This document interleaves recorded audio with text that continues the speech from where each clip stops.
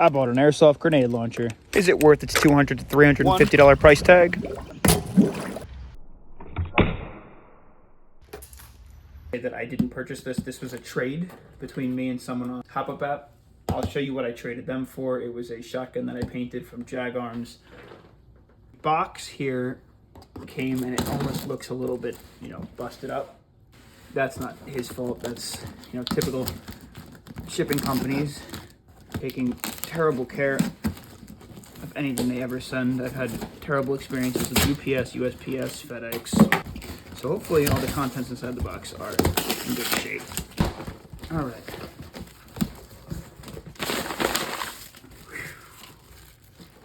That's cool looking. So if you can't tell already, it's the MGL. So I thought it'd be a good idea to take this review outside. We'll kind of take a look at it, what the construction of the MGL is, and some of the positives and negatives that I think are towards it. And we'll figure out if this is a good purchase for you or if it's kind of just something quirky and fun to have. Start off, we'll go over some of its main features. You have this monstrous opening barrel. It does come with an orange tip on it. I don't know how easily removable that is. You do have some rail space, 1, 2, 3, and 4. And I believe it also comes with this easy release foregrip, which is awesome. Makes it nice and comfortable to hold. You also have some rail space for some sights up at the top. Regularly they come with this stock, but being that I traded on the Hop-Up app for this, you won't get a stock with it. There's a safety and a fire mechanism. In order to open the magazine, or I guess the 6-round clip, you press or pull this hook, twist it out to the side, and then all of your shells are completely visible. In order to lock the opening mechanism, you're just going to turn this guy at the bottom,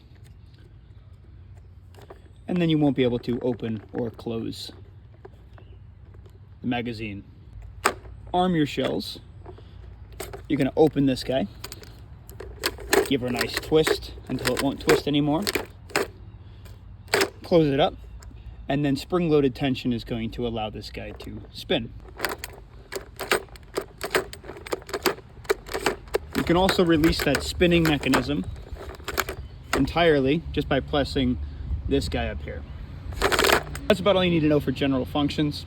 As for its build quality, it's entirely made of polymer. It is a little bit creaky and wobbly. It's not the sturdiest thing in the world. It's completely fine when you don't have any of the shells on the inside. However, when you do put the shells on the inside, you can feel that creaking and wobbling just because the shells add a ton of weight.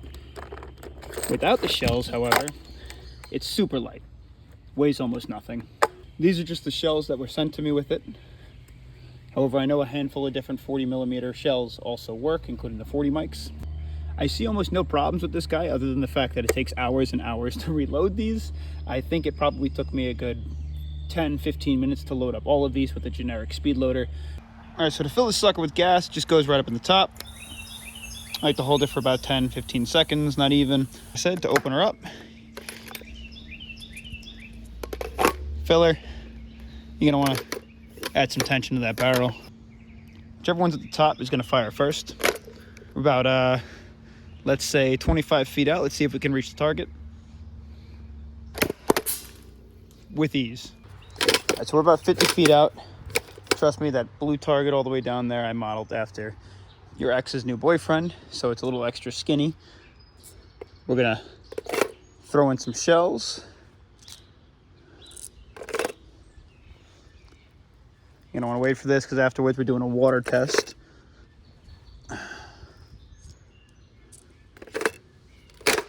Make range about 50 feet away. 3, 2, 1.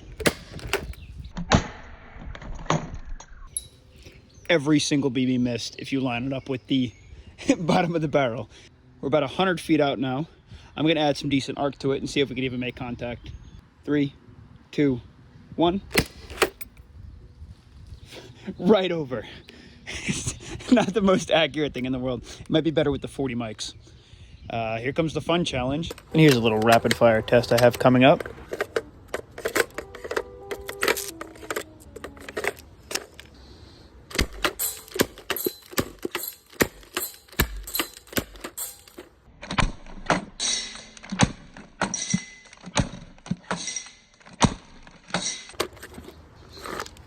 Now, one of my favorite things to do when I'm looking to purchase something is figuring out not if the gun is good, but if it can withstand being absolutely abused. And I want to know, since it's a gas gun and it's just got explosive shells that expel gas through a couple holes to throw the BBs forward, if it can handle being in the water and firing, and then being outside the water and firing. So that's what we're gonna do now. Submerge test in 3, 2, 1. Fire test in 3, 2, 1.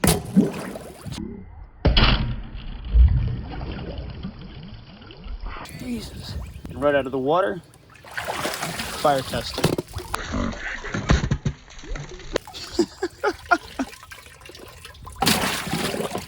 Let's try it off and take it back to the review table, shall we? I guess all in all, the question is this a replica that I think should be banned? Is it worth its $200 price tag on e-Vike? And with shells, is it worth its $350 price tag on e-Vike?